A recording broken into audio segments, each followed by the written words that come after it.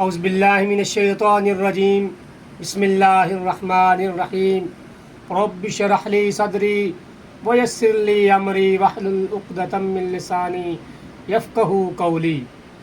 तमाम दोस्तों को, ख़ास तौर पर तमाम ज़िम्मेदारों को अस्सलामु अलैकुम। रोज़ की बुनियाद पर आप लोगों की खिदमत में लेकर हाज़िर हुआ हूँ।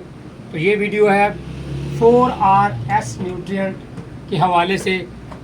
अब 4R क्या है, ये ख़ास तौर पर न्यूट्रिएंट्स के हवाले से है, खुराक के अज़्ज़ा के हवाले से एक लॉ है, एक कानून है, एक मशवरा है, जिसके हवाले से बयान करेंगे।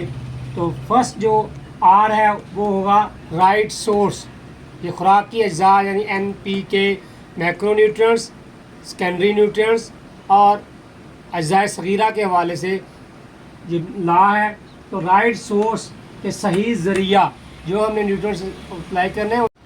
दूसरा है राइट टाइम, सही वक्त। तीसरा है राइट रेट, सही मिकदार। चौथा है राइट प्लेस, सही जगह। अब वन बाय वन करके इसके हम एक्सप्लेनेशन करते हैं।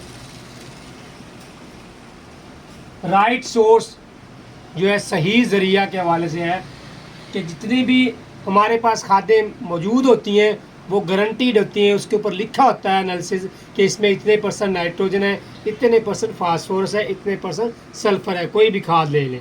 तो उसके हवाले से हमें ये करना चाहिए। उसके बाद यूज़ कंट्रोल्ड, यानी कि हमें कंट्रोल करके खाद को डालना चाहिए। जो न्यूट्रिएंट हम डाल रहे हैं हमें उसके बारे में पता होना चाहिए। जैसे हम स्लो रिलीज न्यूट्रिएंट अगर हम डालेंगे तो हमें फ़ायदा होगा, या स्टेबल न्यूट्रिएंट डालेंगे तो हमें फ़ायदा होगा। जैसे हम ब्लेंडिंग भी करते हैं मुख्तलिफ के, और ऐसी खाद जो स्लो रिलीज़ हो, जैसे सल्फ़र कोटेड यूरिया है, ये एक स्लो रिलीज़ खाद है, इसकी यहाँ पे एग्जांपल कोड कर सकते।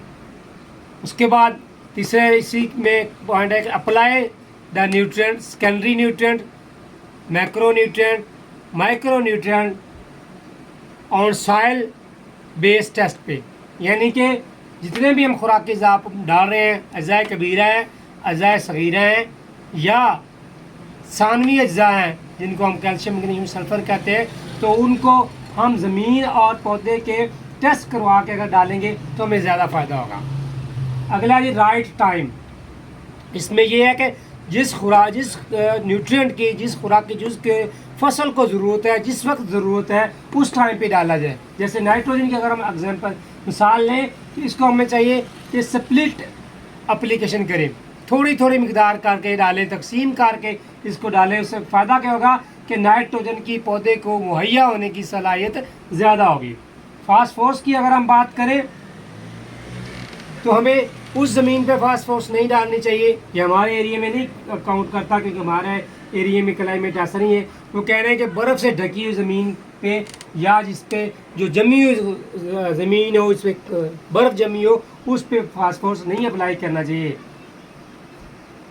और नाइट्रोजन के बारे में बात हो रही है यहाँ पे। नाइट्रोजन की अगर हम एग्जाम्पल लें या मिसाल लें तो उसके बारे में कहा जाता है कि जब दर्जा हरारत 50 डिग्री सेंटीग्रेड से नीचे हो तो आप उस वक्त इसको यूरिया को डालें और ज़मीन की 4 इंच तह में डालेंगे तो आपको ज़्यादा बेनिफिट होगा। Right rate. राइट रेट का मतलब है कि सही मिकदार में हम खुराक के अज़्ज़ा डालें, यानी कि खुराक की अज़्ज़ा या खाद को ज़मीन के टेस्ट के करवाने के बाद डाली जाए जो जो कमी हो, और हमेशा बाकायदगी से ज़मीन के सैंपल करके उसके टेस्ट करवाते रहना चाहिए और फिर खुराक के अज़्ज़ा डालना चाहिए। जो आखिरी और चौथा सोर्स है R का, वो है राइट प्लेस, सही जगह पे। जैसे बैंड एप्लीकेशन है, साइड ड्रेसिंग है।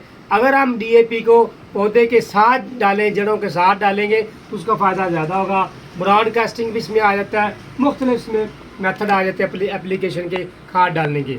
तो ये मुख्तसर जो था वो आज की वीडियो के हवाले से था कि 4RS न्यूट्रिएंट के 4R स्टीवर्डशिप न्यूट्रिएंट्स जो है प्रैक्टिसेस जो है वो अडॉप्ट कीजिए, तो ताकि आप लोगों को ज़्यादा से ज़्यादा फ़ायदा हो। तो जो दोस्त या जो ज़िम्मेदार इन चीज़ों को मद्देनज़र रख के सही ज़रिया हो, सोर्स हो खाद का, सही वक्त हो, सही मिकदार हो, और सही जगह पे डाली जाए तो उसको ज़्यादा फ़ायदा होगा। आखिर में तमाम दोस्तों से मेरी ये रिक्वेस्ट है कि तमाम दोस्त पहले भी ये प्रैक्टिस कर रहे होंगे। अल्हम्दुलिल्लाह हमारे ज़िम्मेदार बाशऊर हैं, वो पहले भी उशर दे रहे हैं और उम्मीद करता हूँ कि ये एक याद दहानी के तौर पे आखिर में ये मैं बात करता हूँ उशर के हवाले से, तो तमाम दोस्तों को ये याद दहानी वीडियो भी है कि अपनी फसल का उशर निकाला करें। वस्सलाम।